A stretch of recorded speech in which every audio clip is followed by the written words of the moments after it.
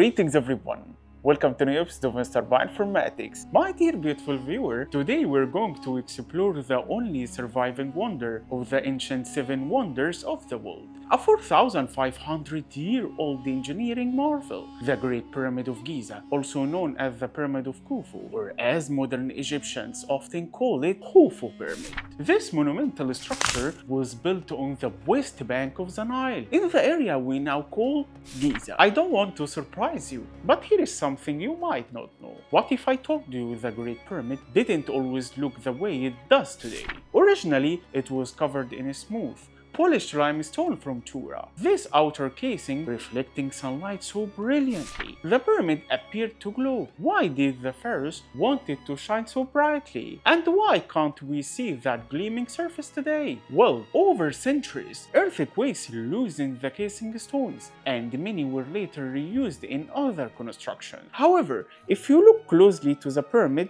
you can still find some of these original stones at the base of the pyramid. But why did they build the pyramids on the west bank of the Nile? The west bank symbolized death and the underworld for ancient Egyptians, as the sun set there each day. Building on the west Nile aligned the pharaohs with Ra's cycle, making the pyramids as gateway to the afterlife. So pyramids were just tombs? Before I answer you, let me tell you first about the history of the first pyramid. In ancient Egypt, kings and high-ranking officials were buried in mastabas, simple flat rectangular tombs made of mud brick or stone.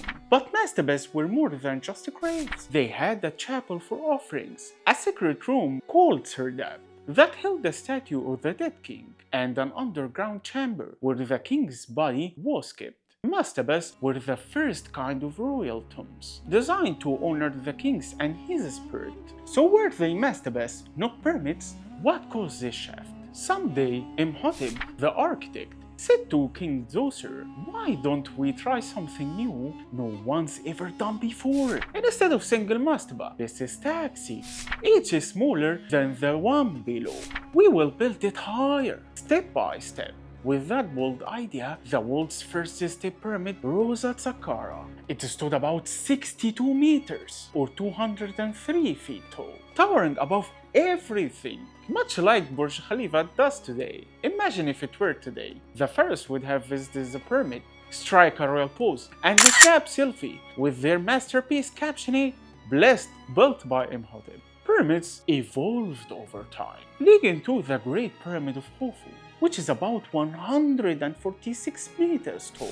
To build it, ancient Egyptians moved a million of massive stone blocks, some from hundreds or even thousands of kilometers away. Each block weighed over 2 tons on average. The pyramids contain around 2.3 million stones, ranging from 2.5 to 15 tons, some even reaching up to 80 tons. For comparison, an adult African elephant weighs 2 to 7 tons, so some stones are over 10 times heavier. The total estimated weight of the pyramid is about 6 million tons. Can you imagine? So pyramids weren't just tombs. Actually, it's hard to believe that the pyramids were just built as tombs. Such an extraordinary effort suggests the motivation behind simply constructing royal tombs. But despite this long-held tradition, many questions remained unanswered. For example, the internal structure of the Great Pyramid truly designed for funeral rituals like prayers or the final placement of a body? If so,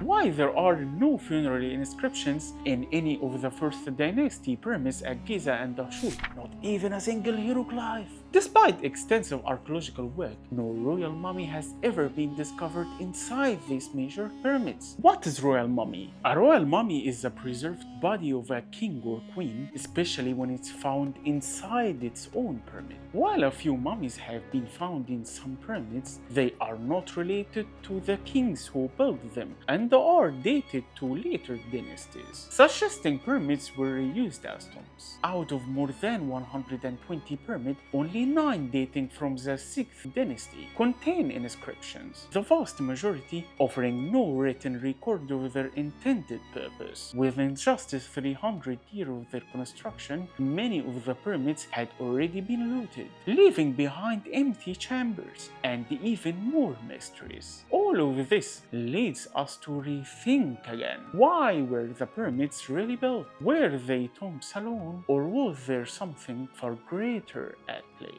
In 1978, a Japanese team sponsored by Nippon Television, in collaboration with the Egyptian government, attempted to build a small-scale replica of an Egyptian pyramid near the Giza plateau. But what was their goal? Their goal was to use only tools and methods believed to be available to the ancient Egyptians, such as copper chisels, ropes, wooden slits, and manual labor. However, the team faced major challenges. Cutting large limestone blocks with primitive tools proved extremely difficult. Transporting them across the sand was exhausting and inefficient, and lifting them into place was nearly impossible. Ultimately, they were forced to abandon this traditional approach and use modern machinery, including bulldozers and helicopters, to complete the pyramid. Based on their experience, they concluded that it would have been nearly impossible to construct the Great Pyramid using only the techniques they had tested. This drove scientists crazy. For example, in 1980s, French geochemist Joseph Davidovits, the founder of the Geopolymer Institute in France, was saying in his book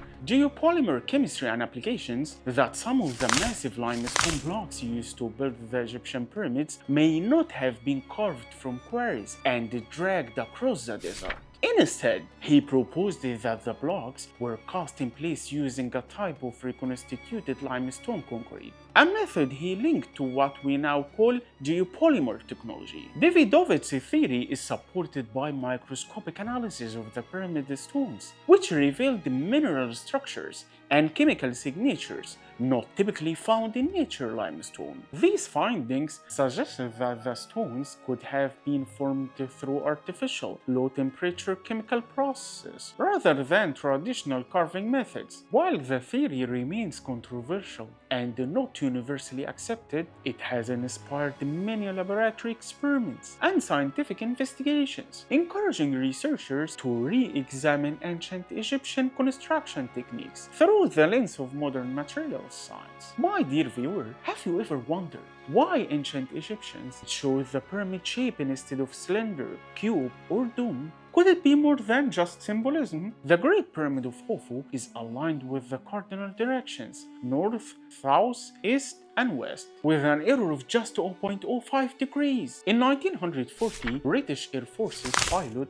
P. Groves. He spotted the Great Pyramid's four faces are slightly concave, precisely intended to create a unique eight-sided shape. But why focus on its shape? Could the Great Pyramid's design have a hidden purpose? On 20th of July 2018, researchers from Eden University in Russia and Laser Center from Hanover in Germany published a study revealing that the Great Pyramid of Giza can focus electromagnetic energy. Researchers measured how much electromagnetic energy the Great Pyramid absorbs and scatters using advanced modeling techniques. Surprisingly, they discovered that the Great Pyramid resonates with radio waves in the 200 to 600 meters range, concentrating energy at internal points like the King's Chamber and beneath the base. This phenomenon, driven by the pyramid's shape and materials, inspired engineers to develop more efficient antennas, sensors, and energy harvesting technologies. The King's Chamber is the largest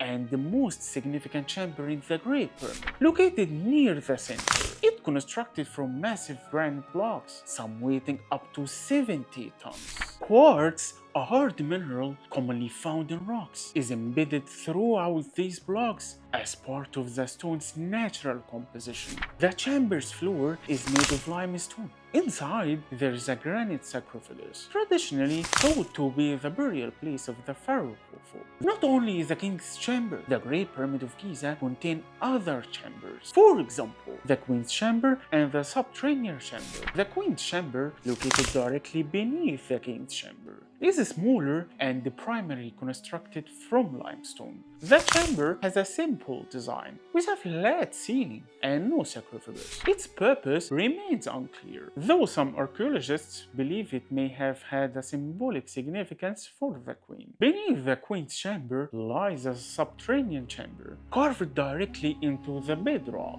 This unfinished chamber has a rough, jagged appearance with incomplete walls. Its exact purpose is unknown, but some theories suggest it may have been intended for another burial or ritualistic use. These three chambers are connected by a network of internal passages, including air shafts extending from both the Queen's Chamber and the King's Chamber, as well as several tunnels and pathways within the structure. But what is the purpose of these passages? Some suggesting they were designed for ventilation, while others believe they could have played a role in the pyramid's potential function as an energy generator. In 1998, an American engineer, Christopher Dunn, he published his book, The Giza Power Plant: Technologies of Ancient Egypt. Christopher proposed that the pyramid functioned as an advanced energy generator. His theory suggested that the pyramid was built over an underground aquifer, allowing water to seep into its interior. And that reminded me when the Italian scientists mentioned that there is water under the pyramid,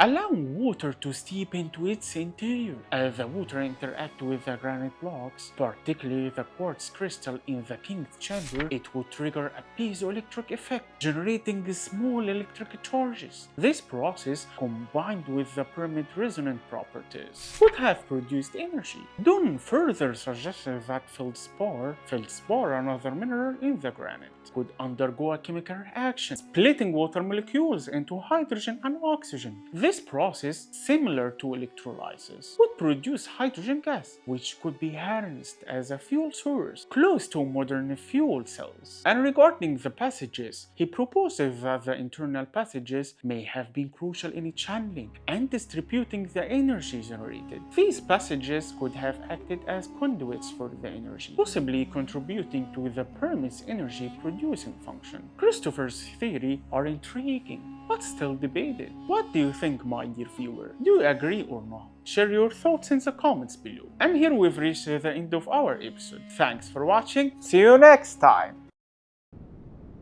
Ladies and gentlemen, on behalf of MrBioinformatiX, thank you for choosing us. We hope you enjoyed your journey with us and look forward to seeing you again soon.